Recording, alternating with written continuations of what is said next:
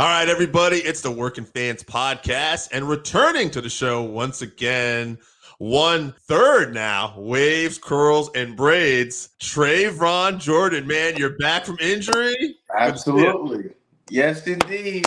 Feels great to be back. Feels great to be back on the Working Fans Podcast with my man Dave, and it feels good to be back in all the companies that we're returning to. Waves and curls on a tear right now. Yeah. We got to keep lighting every city on fire because that's what we do best. I love it, man. Now, I got to talk to you a little bit before when the recording's coming out about your injury a little bit, the timeline, and, it's supposed to be out for a year, and you came back within 6 months, 5 months, 6 months. That's right. About 5.5. So you put it right smack dab in the middle. I was just curious. Now, physical injury, that's one thing, but man, how was mentally going through that right now? I think that was the toughest part of it, Of course, I got nothing but love for all my friends and fellow competitors in the wrestling industry, but FOMO, it weighs on a person heavy, Yeah.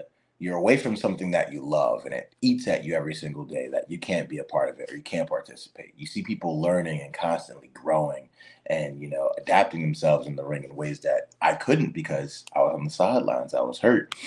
And, we were on a really big high as waves and curls. We were as high as, a person can get on the indies, And I felt like I let the team down by getting hurt because we had a week packed. We had to cancel like 15 bookings, because I got hurt. And that's a lot, and it was for a lot of prominent promotions. But I'm a true believer in, divine timing. I'm a true believer in everything happens for a reason. So this was all just to set up for a major comeback for whatever's coming next. I know it's going to be even greater than what we had before. So while I was in it, absolutely, it was draining. It was mentally tough. There was a lot of, to be transparent, it's mental health. It's mental health month in June. And it's transparent that we talk about these things. I had some nights where I cried because I missed wrestling so much. I love the love that you guys give me, and it hurt to be away from that. But coming back, it feels better than I could have ever imagined it to be. Mm-hmm. Absolutely, man. And I imagine there's a lot of point where you realize how strong you are too, right? I mean, you start to, you have to pick yourself up, and there's strength in that too. Yeah, absolutely. And it's something, I had to have pointed out to me, that while I was injured, I was still, going to the gym 4 days a week. I was still, if I couldn't make it to the gym, I was working out at home doing push-ups on my knees. I was doing anything that I could to stay mobile and stay active. And it took my girlfriend to say, hey, you're down about this right now, but you're still doing so much. You're watching more wrestling than I've ever seen you watch. You're studying these things. You're taking time to get to feel your emotions and not just shove them aside. You're taking them aside to the time to process them and work through them. That helped me find my inner strength and resolve, which is one of the most beautiful things in the world. So whatever you're going through out there, listen to this podcast, just navigate your way through it. Take the time to experience the emotions and continue to just work through and have faith in yourself, because you'll come out on the other side no matter what. Well said, my man. Well said. Grow as a person. Yeah, I was just to jump on what you said a little bit here, and I told you I was gonna have a comic book question for you. That's a little bit later. But I literally had this conversation before this interview this morning, and me and you had talked off air about this last time about this girl I'm with, and we were talking this morning how we never got together when we were younger, and we took these separate paths. And I said, man, I always feel bad though, because I know that she ended up with some not great people, and I felt like I could help that, but I also know I had to do some growing. And I said, it's interesting. I said I just saw the new Flash movie, and this is in the spoil, like the origin story of it. And I said, but I will say this. I said the whole thing. But the timeline is, you always go back. He goes back to try to save his mother and everything. And what you find out basically is that, it's those tragedies or those bumps in the road, like your injury, that define who you are as a person. Exactly. Absolutely 110% agree with that. It's what we are or what we've been through that makes us who we are. Yeah. And that's absolutely, man. And I think that'll define you, and you'll be more prepared for even bigger success, like you said, when it comes your way. Absolutely. Our eyes and hearts are wide open, and we're ready to take on any single thing that comes our way. Now, just one more thing about it. Now, your first night back in the ring, the very first match you had back in the ring, what was that experience like? It was a million things in one, if I can say. It's nervous, it's excited, it's sad because I don't know if I'll be able to compete at the same level. but it's optimism because I know that I've been preparing myself mentally, physically to get back into the ring. And it's trying to lean on what I know and lean on what I've gained since being injured and developing a new trust within myself because I got injured on something I did a million times, but I felt like I shouldn't have done it that night. So now I know to listen to my body, listen to my mind, you know. It's these things that you gain with age. I'm exiting the young and I'm immune to everything. I'm invincible, I'm invulnerable. And now I'm entering a different era where, okay, I have to trust my instincts. I have to trust what I'm saying. I have to trust my body. And it's opened my eyes to an entirely new world that I love. And it was felt like all that rushing into me on that night. And our first match back was at Pro Wrestling Super Show in Brockton, Massachusetts. That's the building where I had my first match. Wow.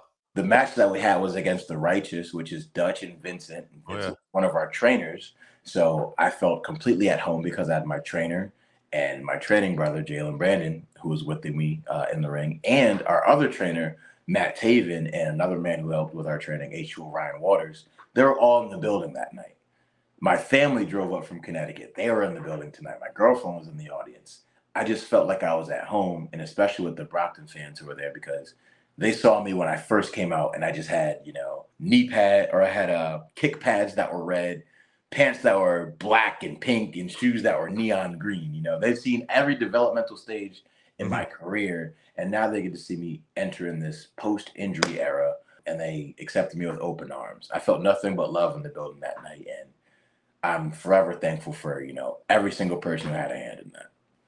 That's awesome, man. That's great that you were able to do that. That's a nice transition to get back in there when you have the people you trust around you. Right, exactly. And that was my biggest thing for like the first few matches. I wanted to be in there with people who I trust and people who I've had experiences in the ring with so that I could know what I was stepping into without having too much of a big shock, coming back and trying a whole bunch of new things. You start with what you know first, and then you try to expand on that. While you were away, did you sometimes people say, you end up doing different things. Did you pick up a hobby or did you learn? Did you like experience anything else? Did you do anything else, maybe not wrestling related? Or was everything just a lot of movie watching. I'm a big movie buff, and I hadn't had a lot of time to watch my movies like I love to. So I rediscovered my love for a lot of franchises, the Rush Hour franchise, the Men in Black franchise.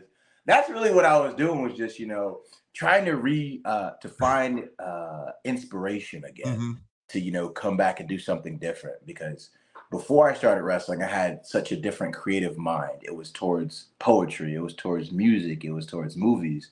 But once you get into the wrestling world, your mind kind of becomes all about wrestling. And what can I do as a wrestler, instead of, thinking of all these different creative outlets that can make you the wrestler, the person who you want to be. You just focus more on these wrestling sources. So I went back and pulled from my old poetry life. I read some of my old poetry. I went back and watched all the classic movies that I love. I watched the TV shows I watched as a kid, all those cartoons, Teenage Mutant Ninja Turtles, Fairly Odd Parents, all these different things, just to recenter with myself and rediscover who the Traevon is who's outside of the ring. That way, when I come back into the ring, I can be more authentically myself. That's what I always want to be, is be authentically me.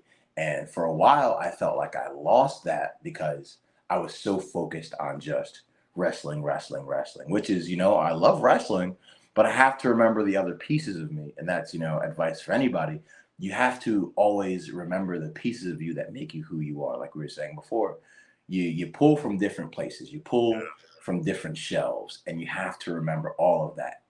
And when we focus on just one thing, we lose that. So always take a step back and look at the entire picture of who you are. That way you can greatly appreciate the person who you are. 1,000%. That's funny because so as I said off air to you, I have like about 4 or 5 questions here. They are all centered around Traevon Jordan's favorites, getting to know Traevon Jordan a little bit. The first thing I was going to ask you is your favorite movie. My favorite movie of all time. Can I give you 3? Yeah, of course. All right, let me give you a hard out. All right, let me give you 3. So the first one that comes to mind, and it might surprise a lot of people, but it's 13 Going on 30. Excellent movie. I saw that with the girl I'm with now. There you go. See, everything connects. It's crazy how everything connects, right? But that's one of my favorite movies. It's literally, I can watch that movie on a chain. It doesn't matter to me. I can just watchable movie. Yes, very watchable movie. Yeah. And when I turn 30, I want to have a 13 going on 30 themed birthday party. I'm gonna get a suit designed like the dress that she wore. It's gonna be all the exact same colors. But I'm going on a tangent, but I love that movie. Teenage Mutant Ninja Turtles from 1990. My absolute favorite comic book based movie. It was so true to the comics. It was true to the Turtles characters. It was true to who they are as brothers. I love that movie. Another movie I can just watch on repeat. And for number 3, it's A Bronx Tale. Yeah, it's one of my all-time favorites. I discovered it one night. Spike TV used to like just replay movies the entire day if they didn't have any live programming. And one day that movie just came on and it was on the entire day. And for some reason, I just couldn't look away from it. I would go downstairs, make some ramen noodles, and come back up to my sister's room and just keep watching the movie. Because my sister, she had the big TV in her room, so I had to watch movies in there. I would just do whatever, and then I'd go back and continue to watch the movie. And it's been magical to me ever since. I actually went and saw Chaz Palminteri. He did a one-man show of the Bronx Tale story, and I got to meet him, which was, amazing. I still have the picture somewhere. I think it's posted on my Facebook. But yeah, that movie's just incredible, phenomenal, and it's given me life advice that I could keep with me till this day. When you saw it, was it near where you live, or were you happen to be like near the road? Like, I'm just curious, like, you know what I mean? Because sometimes you're on the road wrestling. Yeah, sometimes you find stuff like that. But this was actually back when I was in college. Oh, okay. Yeah, I went to school at Johnson & Wales, yes. and there was a theater called The Vets, and I saw him at The Vets. Awesome. Yeah, it was a great show. Great show. Definitely recommend if he ever goes back out and does it. Favorite comfort food? Ooh, that's a good question. I gotta go with my grandmother's baked macaroni and cheese. There's just something that woman does to that macaroni and cheese. That's got to be the answer. That's it. I love it. Love it. If it's anything store bought, it's got to be a iced honey bun with the white icing. You put that in the microwave for 30 seconds. Put a little scoop of ice cream on top. Heaven sent. I love it. I love it. Favorite music? Favorite music? Ooh, I'm very much into R&B, hip hop, rap. I love show tunes. Big Broadway guy. So throw that in there as well too. That's fun. My buddy AJ, I was telling you about off air, he does this podcast. He's a big show tunes guy, big Broadway guy. Yeah, he loves a lot of rom-coms too. So I never asked him about 13 going on 30 because I knew I liked that one, but maybe he does. I mean, there's always time in my life for a third podcast, with the Working Fans podcast. We can do all things rom-com and do all things Broadway. I'm down for that. That might be a thing. Favorite superhero, though? We've talked about a couple of them here. What is your favorite? We have, and you've actually mentioned him. The Flash is my favorite superhero of all time. Big Barry Allen guy. Wally West is my second favorite Flash. But yeah, I've just always been like enamored with him. Just the thought of being able to move at lightning, fast, quick speeds. The whole Speed Force concept. Big Flash guy. Going to follow up on that before we get into the final questions about wrestling again, because I'm a little bit of a DC Marvel nerd myself. James Gunn taking over now, DC and everything. Are you optimistic about DC's future going forward and everything with a lot of stuff they're doing? I am, and I'm always optimistic about DC because I love the DC property so much. When you think about, superheroes, you think of the Trinity, you think of Batman, you think of Superman. That's who, in everyone's mind, that's the ideal superheroes, those guys. And they're more based in, the supernatural. They're different than a Marvel, which is more grounded kind of in reality and things like that. So I think James Gunn, he's a phenomenal director. He's phenomenal with everything that he's done. Like, look what he's done with the Guardians franchise. Like, those movies are fantastic. I think it's in really good hands. And DC actually has so many movies that are actually good if you sit down and watch them. You got Shazam, which is amazing. You got the first Wonder Woman. You got The Suicide Squad. We don't talk about that first Suicide Squad movie, but The Suicide Squad, great movie. So Peacemaker was great. John Cena, I thought, and which also James Gunn, but I thought like that was, and love or whatever you feel about John as an actor. I hadn't seen a lot of his stuff as a movies. But like when I saw Peacemaker, and I'm like, man, this is the perfect vehicle for him. Like, he fits that part so well. Yes, absolutely. So I think James Gunn's going to do amazing work with the DC properties moving forward. Maybe that'll be a podcast. Maybe that'll be something. Hey, now we have 4 podcasts. Let's do it. I'm down. All right. We're gonna figure out 3 more things. We're gonna talk goals, and we're gonna talk anything social media you want to promote at the end. But goals. Do you have a goals? And I'm not trying to start any trouble because we love waves and curls and braids. But do you ever have a goal of maybe someday being a single wrestler? This is actually funny because today is like my restructuring day. I'm doing like a lot of cleaning around the house. I'm creating a new list of objectives and goals. I'm getting to that now with my new notebooks. I'll probably do it sometime after the call. But I love wrestling. I love every aspect. Tag wrestling will always be my first and foremost love. That's what got me into wrestling. That's what, got me so much success in wrestling. But, it would be nice to see what I could do on my own. I've got the Northeast Wrestling title. I've had that, and I had to give it away because I was injured. Of course, I want to reclaim that championship. Yeah. I've lost that championship. So, yes, I do see that as a goal for myself, getting back to that title, getting back to any kind of singles gold. Definitely. And why not? I mean, when you look at some great tag teams, you mentioned the Rockers earlier. We'll throw in 2 other teams, brother teams, the Steiner brothers, Harlem Heat, Scott Steiner, Booker T, Shawn. There's sometimes you can be a great tag wrestler and go on to be a great singles wrestler. Iron Anderson's another one who's been a great tag wrestler. Absolutely. Absolutely. So, I believe, both myself and Jalen, we both have that capacity to, show up in a singles capacity and do what needs to be done as a singles wrestler. So even a better than probably Kristen and Edge both went on to have phenomenal singles careers. And we forget, like, one of the great tag. Yeah. Short-term goals, we'll just say for the next year, what are you looking to do?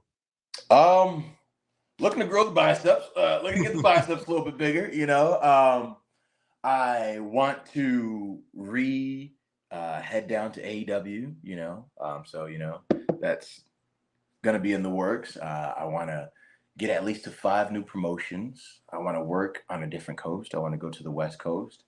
And I also want to journal every day so I can, be more accountable and know, keeping track and keep in touch with my emotions and discover myself once again. I think it's so important that men take care of their mental health because it's something that isn't really talked about. So journaling, I have it as one of my goals to at least do 50. I'm just doing 50 journal entries, start small and then see where it lands me. I like it. All right, Traevon, why don't you tell people where they'd be able to reach you, social media? Yeah, you can find me on Twitter and Instagram at Trey Keep Dancing. And you can also find me on Facebook. Just search up Traevon Jordan. Awesome. All right, Traevon, stay with me for a second. But fans, thank you for joining us. It is always a pleasure to talk to Traevon, and we'll see you at ringside.